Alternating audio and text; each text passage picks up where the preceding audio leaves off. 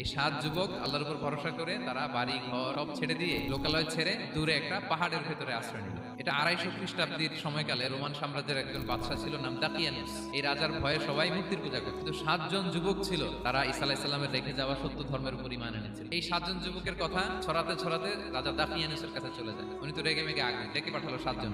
তাদেরকে জিজ্ঞেস করলো, তোমরা কাকে মানো? বলতেছে, এক আল্লাহকে মানো। বলতেছে, তুমি কি জানো আমি তো তোমাদেরকে মৃত্যুদণ্ড দিতে পারি? তারা বলে, দেন, কিন্তু আমরা সব বিসর্জন দিলেও ঈমান বিসর্জন দিতে পারবো না। উনি বললেন, তোমরা যুবক মানুষ, রক্ত গরম, আবেগে কথা বলতেছো, 3 দিন সময় দিলাম। ঈসার নাম ভুলে যাও, আখিরাত ভুলে যাও, আল্লাহর নাম ভুলে যাও, 3 দিন পরে তোমাদেরকে আবার ইন্টারভিউ নেব। ওই দিন যদি একই কথা বলো, পাথর মেরে 7 জনকে দুনিয়া থেকে উড়িয়ে দিও। তারা চলে গেল। এবার 7 বন্ধু মিলে পরামর্শ করতে লাগলো, কি করতে পারি আমরা, এই গুণে ধরা সমাজকে আমরা কিভাবে বাঁচাবো? তো তারা বললো, আমরা ঈমান বিসর্জন দিব না, চলো আমরা এক কাজ করি, আমরা এলাকা ছেড়ে দিই। পাহাড়ের ভিতরে একটা গুহা ছিল, এই গুহাকেই আরবিতে বলে আল কাহাফ। তো তারা ভিতরে গেল, যে প্রচন্ড ক্লান্ত, তারা ঘুমিয়ে পড়লো। এই এক ঘুমে আল্লাহ 309 বছর কাটাই দিলেন। সুবহানাল্লাহ।